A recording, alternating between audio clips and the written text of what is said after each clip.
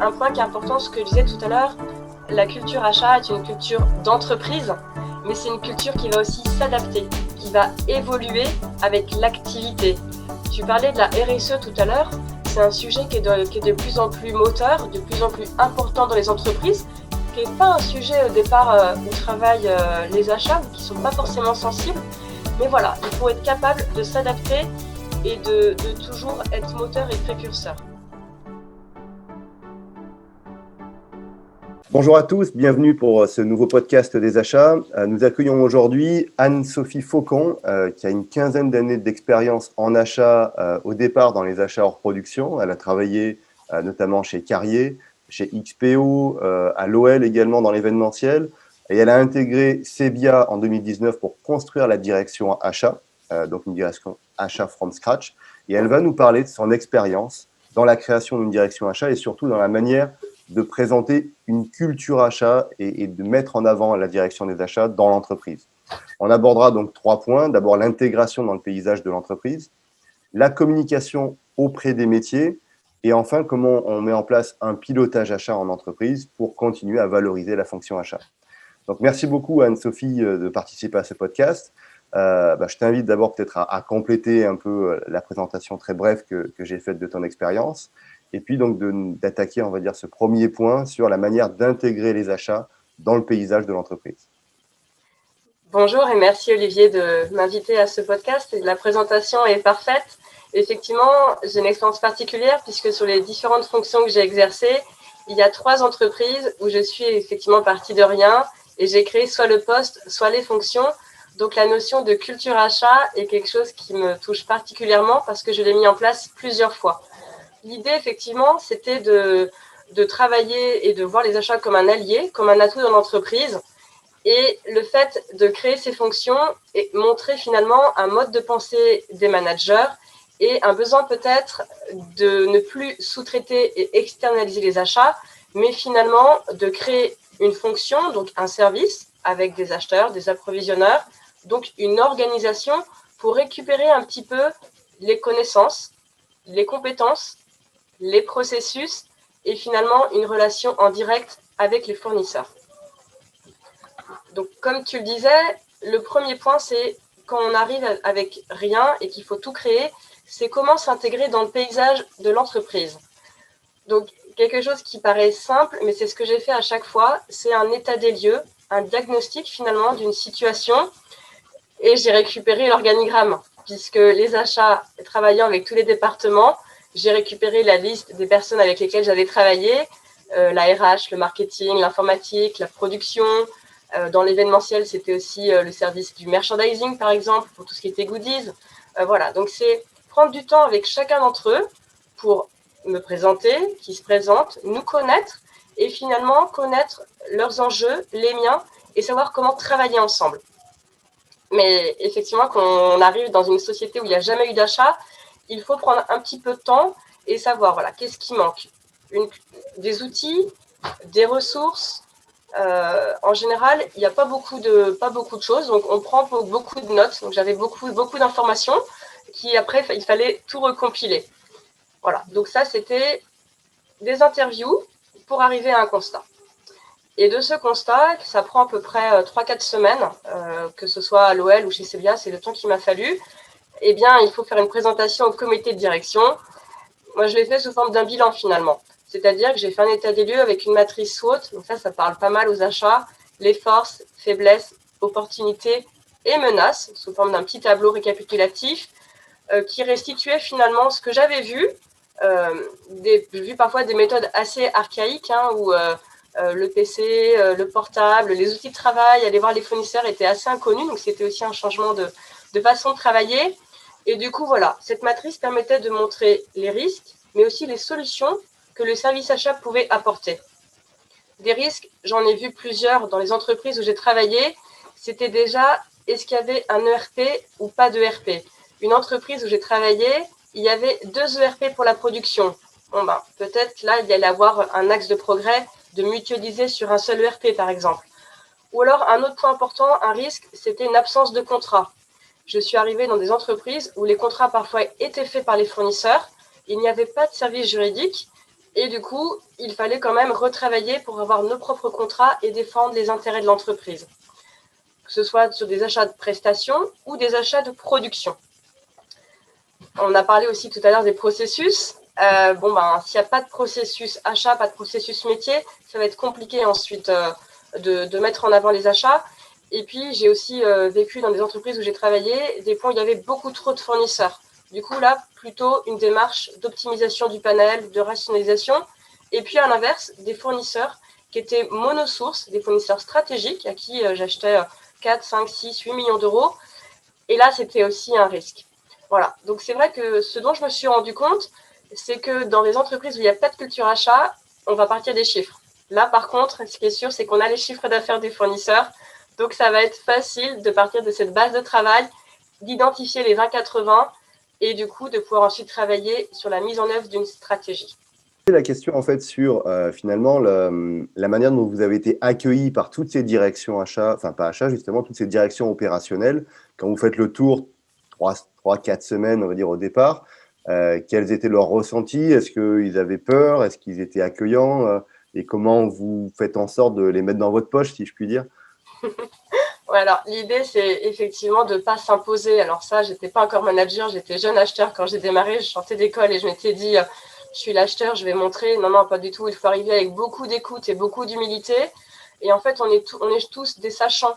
Donc, il y en a un qui connaît son métier, l'autre qui connaît sa force des achats. L'idée, c'est de se connaître et surtout de s'écouter, de se respecter.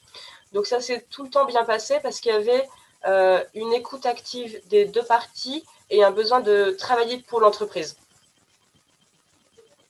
D'accord, très bien, merci beaucoup. Je te laisse poursuivre sur la stratégie achat du coup. D'accord. Donc voilà. Donc effectivement, une fois qu'on a le diagnostic et qu'on a notre matrice haute, l'idée c'est de déployer une stratégie pour mettre en place une organisation qui soit efficace. Et c'est une stratégie sur 4 points. Le premier point, qui est un point important, c'est l'humain. C'est-à-dire que pour avoir un service, mais ça fonctionne dans tous les services, hein, il faut des personnes qui soient formées, que l'on recrute. Donc ça va passer par des plans de formation, donc un travail avec les ressources humaines. C'est ce que j'ai fait quand je suis arrivée, que j'ai récupéré les organigrammes. Quand j'ai travaillé à l'Olympique Lyonnais, c'était particulier. J'étais la première recrutée du service. J'ai recruté 19 personnes. Mais voilà. Mais du coup, j'avais travaillé sur un parcours d'intégration de mes nouveaux embauchés en leur disant, voilà, tu vas rencontrer telle et telle personne pour parler de tel et tel sujet. Donc, c'était important que les acheteurs soient connus dans l'entreprise et surtout que chacun connaisse le périmètre d'intervention, qu'on ne se marche pas dessus. Ensuite, le deuxième point pour la stratégie, c'est d'avoir des outils. Alors, je sais qu'on travaille souvent avec Excel, c'est très bien, mais par contre, il faut travailler avec des ERP, travailler sur de la digitalisation.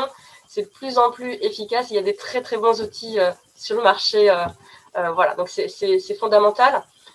Ensuite, une stratégie doit s'appuyer sur des processus achats, des processus clés.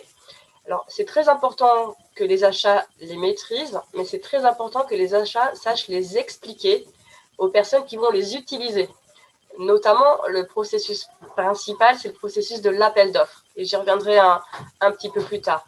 C'est important de bien se comprendre pour mieux travailler ensemble. Et le dernier point de cette stratégie, une fois qu'elle a été expliquée et montrée, c'est de la communiquer de façon très claire, aussi bien en interne. Donc ça peut passer par une petite newsletter, ça peut passer par une présentation en amphi, par exemple, pour tous les managers. Et ensuite, il va falloir la déployer aussi en externe, auprès de nos fournisseurs, qui sachent qu'il y a un service qui a été créé, qui existe, et que ça devient l'interlocuteur d'entrée, en fait, pour ensuite travailler avec les métiers. Ok, je vois. Donc, du coup, effectivement, ça nous fait rebondir pas mal sur le point suivant, qui est la communication avec les métiers, c'est-à-dire la communication interne, même si on peut revenir aussi sur l'externe. Mais c'est comment on met en place une culture achat pérenne auprès des équipes avec qui on va collaborer finalement presque tous les jours sur des projets. Et puis ensuite, peut-être ne plus beaucoup moins collaborer pendant 2 ou 3 ans durant la période du contrat. Comment on met en place finalement une confiance réciproque et faire en sorte que les opérationnels ne nous oublient pas et fassent appel à nous régulièrement avec cette confiance. C'est une excellente question. Alors, effectivement, l'acheteur doit être un bon communicant pour travailler avec les métiers. Moi, de mon expérience, ce que j'ai appris, c'est que l'acheteur travaille toujours en trinôme. C'est-à-dire qu'il ne peut pas travailler dans son coin. Il va travailler déjà avec le prescripteur, celui qui a un besoin finalement. Et très tôt, j'ai appris qu'il fallait inclure le service juridique parce qu'à un moment dans l'acte d'achat, il va falloir le formaliser et le contractualiser. Et si le service juridique arrive en bout de chaîne, c'est trop tard parce qu'il faut qu'il arrive avant le choix du prestataire. Voilà, donc ça, c'est l'importance de travailler en trinôme et d'être finalement un partenaire, d'être quelqu'un qui informe, qui influe, pour ensuite mettre en place des contrats de prestation et surtout valider conjointement des engagements. Après, souvent, ce que j'ai vu, tu parlais un petit peu de comment j'avais été accueillie. C'est vrai que les achats peuvent être souvent vus parfois comme un frein. Pourquoi? Parce que c'est tellement plus facile et tellement plus rapide de passer un coup de fil au fournisseur, de lui dire j'ai besoin de ça et je t'enverrai la commande si j'y pense. Mais derrière, il y a d'autres problèmes que les prescripteurs ne voient pas, comme une facture qui arrive, ou finalement un prix qui n'est pas le bon, ou un retard de livraison. Voilà. Donc ça, ce sont des choses très concrètes dont j'ai fait l'expérience, qui m'a permis ensuite d'expliquer aux prescripteurs qu'il valait mieux travailler en amont, et finalement qu'on n'était pas un frein, qu'on était plutôt un allié. Voilà. Donc ça, c'était quelque chose qui était important. Et moi, je crois beaucoup au travail par l'exemple, par la preuve, donc de montrer que ça fonctionne. Donc, de commencer par des sujets plus faciles, un sourcing ou aider sur le choix d'une agence de communication, par exemple, comme j'ai pu le faire. Voilà, des sujets avec pas beaucoup d'enjeux financiers, mais par contre, de montrer que oui, les achats ont aidé et du coup, c'est mieux quand même de travailler avec eux. Voilà. Après, un point qui est aussi important dans la façon de communiquer et d'expliquer la culture, c'est le respect du planning. Quand je parlais de frein et de rapidité, il faut que les achats arrivent à faire coïncider finalement leurs exigences achats et celles du prescripteur pour pas prendre de délai, notamment sur des projets où j'ai travaillé dans des projets de recherche et développement, où là, il peut y avoir des enjeux de délivrer un produit, et il faut que les achats arrivent à se calquer sur ce délai. Voilà. Et en fait, par ces petits sujets, finalement, les départements vont prendre confiance, comme tu le disais tout à l'heure, confiance réciproque, et vont venir naturellement vers les achats en disant, ben voilà, j'ai cette liste de projets, cette liste d'investissements, aide-moi, comment est-ce qu'on peut faire, qu'en penses-tu? Et finalement, la relation devient beaucoup plus naturelle et beaucoup plus fluide. Voilà, donc ça, c'est plutôt un succès, c'est plutôt bien quand on travaille comme ça. La communication, ça passe par de la pédagogie aussi, expliquer ce que l'on fait, et surtout, ça peut être important, notamment sur des gestions de crise. Donc, 2019, c'était plutôt la crise du Brexit, 2020, celle du Covid. Et voilà, si on arrive à bien communiquer, notamment sur la partie approvisionnement, production, on arrivera à prendre des bonnes décisions parce qu'il y aura eu cette communication et cette confiance. Oui, je vois. Et est-ce qu'il t'est arrivé d'avoir justement des directions opérationnelles qui ne voulaient absolument pas travailler avec les achats? Et comment tu gères finalement cette situation face à des personnes qui ont des relations historiques parfois avec des fournisseurs, voire conflictuelles? Comment les achats peuvent intervenir là-dessus petit à petit pour reprendre la main sur ces catégories d'achats? Oui, alors ça m'est effectivement arrivé dans les entreprises où j'ai travaillé, ce qu'on appelle souvent une résistance au changement, surtout quand on arrive et qu'on vient bousculer les habitudes avec des personnes ou des prestataires qui sont arrivés. Et j'aurai un exemple à montrer après. Donc là, l'important, c'est d'échanger et de communiquer, d'essayer d'expliquer qu'en fait, la culture achat n'est pas une culture personnelle. Ce n'est pas une culture de l'acheteur, ce n'est pas une culture du service, mais c'est une culture d'entreprise. Donc, à partir du moment où la stratégie a été validée en comité de direction, où elle a été expliquée, en fait, il faut l'appliquer et il faut que tous les services suivent parce que c'est leur intérêt. Par contre, effectivement, s'il y a des personnes réfractaires, là, ça va se jouer au niveau des managements. Tu parlais des fournisseurs tout à l'heure. Quand j'ai démarré ma carrière, il y avait un prestataire dans le transport qui était là depuis 40 ans. Et moi, j'y arrivais, je lui dis, je vais faire un appel d'offres parce que voilà, c'est un sujet de transport, il y a un gros budget. Et en fait, le prestataire a eu du mal à comprendre que finalement, il n'était pas établi, mais que les règles changeaient, qu'on rechallengeait un petit peu le dossier, mais qu'il aurait le droit de regard sur la dernière offre, voilà, si jamais il y avait mieux que lui. Mais effectivement, c'est pas évident de changer et c'est un gros travail de persuasion. Ouais, j'imagine, mais c'est toute cette culture de changement, et notamment aux achats où on garde malgré tout encore des années après une image parfois négative dans les sociétés de cost killer. Alors, de moins en moins, heureusement, d'autant que les directions achats sont de plus en plus influencées par la RSE, par l'image de l'entreprise en externe. Et du coup, ça me fait rebondir sur le troisième point que je voulais aborder avec toi, qui est le pilotage des achats en entreprise. C'est-à-dire qu'une fois qu'on a mis en place une direction achat, qu'on a créé une confiance avec ses collaborateurs, avec ses prescripteurs en interne, comment on pilote les achats, avec qui, quel indicateur suivre un peu au jour le jour. Alors, effectivement, une fois que la culture achat a commencé à se mettre en place, alors ça prend du temps, hein. Enfin, dans mes différentes expériences, ça prend plusieurs mois. Et en même temps, il faut quand même commencer à lancer les projets parce qu'on ne peut pas attendre que toutes les personnes connaissent les achats. Il y a des projets qui doivent avancer. Donc, effectivement, une fois que c'est en place, il faut piloter les achats. Alors, il y a des tableaux de bord. Ça, c'est quelque chose d'assez standard avec quelques indicateurs pertinents. Et l'entreprise où je travaillais dans un des secteurs, c'était la création d'une fiche d'identité d'un processus avec uniquement 4 indicateurs. Juste les bons, pas trop pour pas noyer les personnes auxquelles on fait les présentations, mais il y avait le taux de couverture contractuelle, il y avait la qualité de nos fournisseurs, il y avait l'activité des achats aussi, parce que l'idée c'est de dire voilà, est-ce que je travaille sur un appel d'offres ou est-ce que j'ai 5-6 appels d'offres en même temps, et puis le pourcentage d'économie en cours ou réalisé aussi pour l'année N+1. Donc voilà, pour voir un petit peu l'évolution, l'importance d'avoir des tableaux de bord qui soient visuels, qui ne soient pas trop chargés, avec les mêmes indicateurs tous les mois. Et moi, les tableaux de bord, c'était surtout pour informer, pour alerter aussi parfois s'il y a des dérapages et pour rassurer. C'est-à-dire que dans les tableaux de bord, il y avait effectivement des chiffres, mais il y avait aussi des faits marquants. Un appel d'offres en cours, ou alors on parlait de la crise du Covid tout à l'heure, un fournisseur qui ne va pas pouvoir me livrer parce que sa matière première est bloquée en Chine. Voilà, donc des faits marquants avec des solutions. Et puis, ce qui est important aussi, c'est en comité pour piloter, c'était de montrer finalement des projets qui ont été réalisés avec les différentes directions métiers, que ce soit en production, que ce soit avec l'informatique, un appel d'offres sur la téléphonie, ou alors une qualification d'un nouveau fournisseur. Voilà, donc ça, c'est montrer aussi que finalement, les achats travaillent avec tous les départements pour rejoindre un petit peu la partie de la communication et du travail en équipe. Ce que j'ai fait aussi, les tableaux de bord, c'est sur la partie processus. Un processus, je parlais de l'appel d'offres tout à l'heure, mais il peut y avoir aussi des processus, par exemple, sur les engagements de dépenses.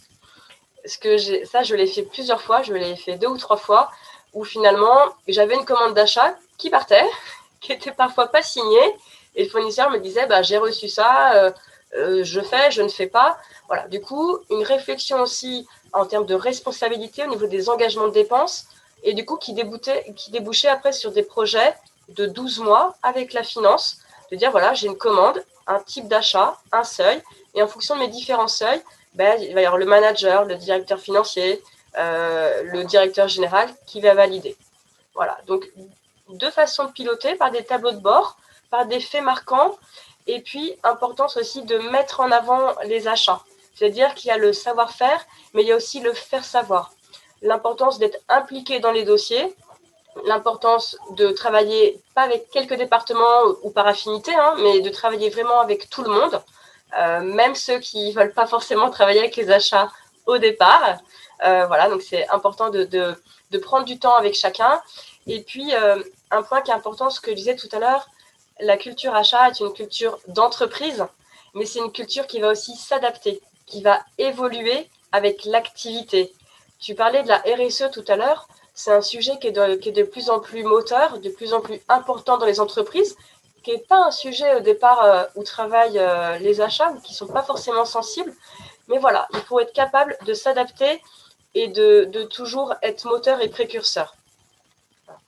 Après, un point qui est important pour moi et que j'ai aussi vécu, c'est de chercher l'excellence opérationnelle. Ça, je l'ai expérimenté quand j'étais jeune acheteur, où j'étais pilote de l'amélioration continue vers l'expérience. Donc, on avait un groupe américain qui mettait beaucoup l'accent dessus. Donc, il y avait des pilotes dans chaque service. Et du coup, qu'est-ce que ça voulait dire? Ça voulait dire de travailler sur des processus, de les rendre robustes, et du coup d'être meilleur et plus efficace dans le service, mais aussi avec les autres. Ça veut dire que cette culture achat, au fur et à mesure qu'elle va se développer, il va y avoir un socle qui va être solide, qu'il va falloir effectivement faire évoluer, mais il y aura une base. Et il y a des achats, des entreprises où il y a déjà des cultures achats, mais depuis très longtemps. Par contre, elles vont travailler sur d'autres sujets. Voilà. Donc c'est important toujours que les achats puissent accompagner les entreprises dans leur évolution et dans leur transformation. Ok, et c'est intéressant cette partie excellente opérationnelle parce que souvent, il y a la partie vraiment opérationnelle pure d'amélioration, d'optimisation des processus de la communication, mais on voit aussi de plus en plus les achats qui évoluent vers plus de la valeur ajoutée, de la quasiment intervenir en avant-vente pour aller mieux qualifier soit un projet, soit carrément, lors de la négociation avec les fournisseurs, ne pas prendre uniquement le fait que ça respecte le cahier des charges et le budget, mais également d'intervenir et d'être force de proposition pour dire ce produit-là, avec cette fonctionnalité-là, peut peut-être créer de la valeur ajoutée à la revente, même si le coût est légèrement supérieur. Comment t'envisages ça sur cette partie excellence opérationnelle? Alors, moi, c'est quelque chose auquel je suis effectivement confrontée souvent, et pour préciser ce que je dis, souvent dans les appels d'offres, j'ai le cahier des charges et je mets appel à variante. C'est-à-dire que les fournisseurs ont la possibilité de proposer autre chose, donc ça va déborder un petit peu du cadre. Et en fait, ça, c'est super parce que ça veut dire que le fournisseur a peut-être aussi des idées à proposer auxquelles nous n'avons pas pensé.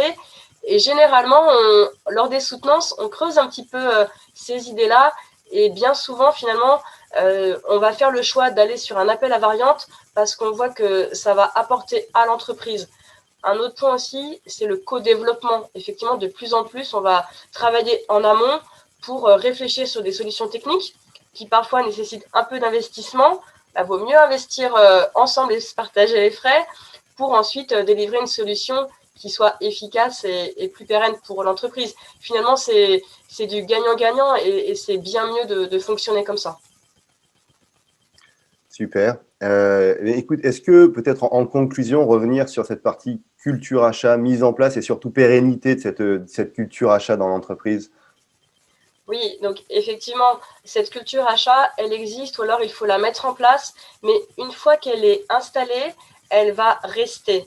Et en fait, les équipes auront beau changer, cette culture-là va rester parce qu'il y aura cette relation de confiance entre les achats, les prescripteurs et les fournisseurs qui aura été créée sur des bases solides et sérieuses et du coup qui aura forcément un effet bénéfique sur la pérennité. Une entreprise sans culture des achats, moi, j'en connais pas, puisque je l'ai mise à chaque fois en place, mais je pense que ça fonctionne moins bien. Et c'est d'ailleurs pour ça que de plus en plus d'entreprises créent ces fonctions et qu'il y a beaucoup d'acheteurs sur le marché partout. Mais un point qui est important, c'est que cette culture achat appartient à l'entreprise, elle fait partie de son identité et c'est un petit peu une signature. C'est-à-dire que sur le marché, on va savoir que cette entreprise travaille de telle ou telle façon, qu'elle respecte les fournisseurs, qu'elle travaille avec une éthique dans ses achats. Donc c'est très important de soigner son image et de véhiculer des valeurs fortes, des valeurs d'achat et des valeurs d'entreprise. Ce serait un conseil que je pourrais donner. Super. Écoute, merci beaucoup Anne-Sophie pour cet échange. C'est très instructif et surtout très, très cadré. Moi, j'apprécie beaucoup, surtout sur un podcast, d'avoir vraiment des faits réels et opérationnels à partager avec la communauté. Donc, merci pour ton intervention. J'espère te retrouver dans un prochain podcast. Merci, à très bientôt.